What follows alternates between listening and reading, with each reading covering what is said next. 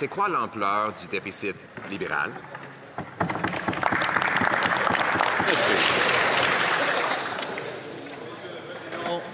Tout d'abord, je voudrais faire un accueillir à des nouveaux pages ici au Parlement pour tous les membres.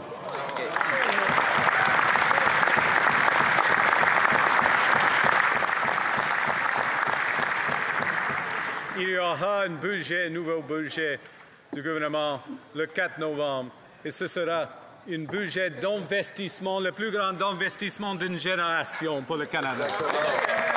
The Honourable Leader of the Opposition.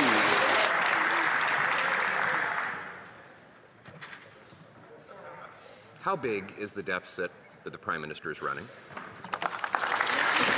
The Right Honourable Prime Minister.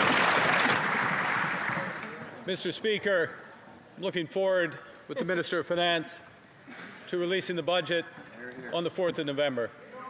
That budget will contain the biggest investment in this country's future in a generation. Hear, hear. Building homes, building new port infrastructure, new trade corridors, new energy infrastructure, building the strongest economy in the G7. Hear, hear. Well done.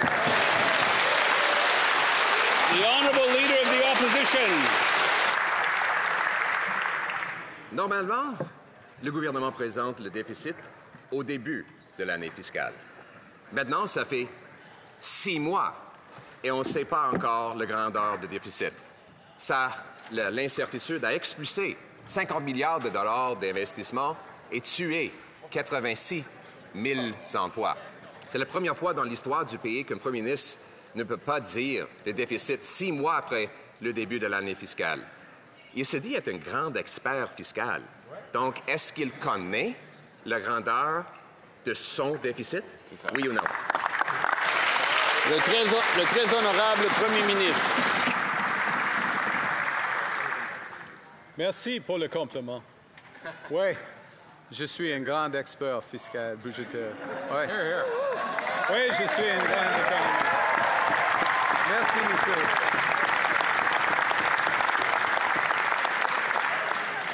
Et je sais que la situation actuelle économique ici au Canada, l'ampleur de l'incertitude, c'est la guerre tarifaire. Et il faut contrôler ce que nous pouvons contrôler. Ça, c'est l'investissement. Exactement. Bravo. Bravo. The Honourable Leader of the Opposition. Well, surely, if he was such an expert, he would know the size of his own deficit. It's now halfway through the fiscal year. 6 months have gone by, and he has announced $40 billion of additional spending.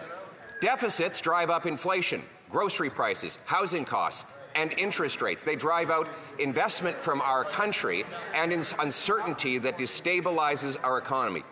That's why every other Prime Minister in Canadian history has announced the deficit at the beginning of the fiscal year. We're 6 months in. Does he even know the size of his own deficit? The Right Honourable Prime Minister. Mr. Speaker, I know many things. I know many things. And one of the things I know, the member opposite, the Leader of the Opposition, just mentioned interest rates. One thing I know is that Canadian interest rates are much lower than American interest rates. They're lower because this country's fiscal situation is strong, because this government has a plan to grow this economy, and we will keep doing it. We'll keep it.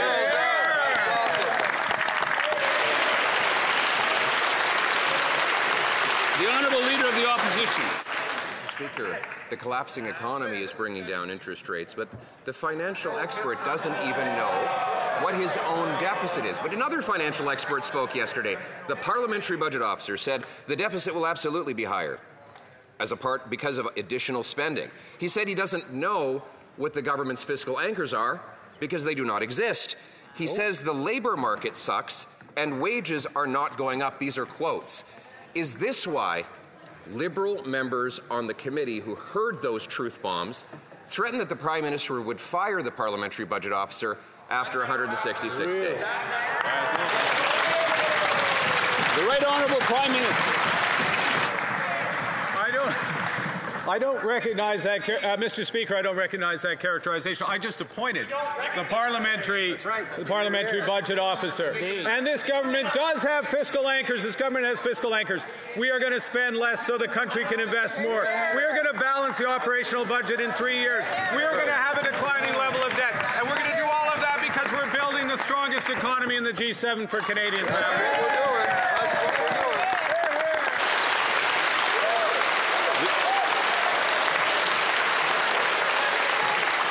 The Honourable Leader of the Opposition.